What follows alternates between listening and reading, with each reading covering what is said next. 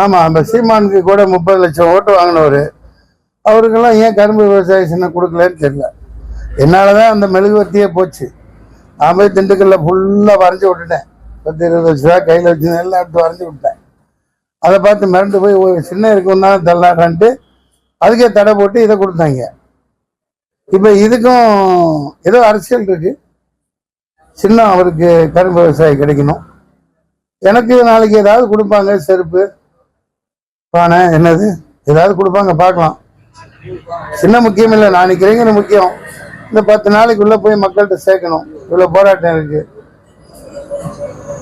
அவனே ஓட்ட குத்தி மெஷின் அனுப்புறானா, இல்ல இங்க வந்து குத்திக்குவானா, இல்ல ரிமோட்ல தான் 1 மாசம் இருக்கேன்.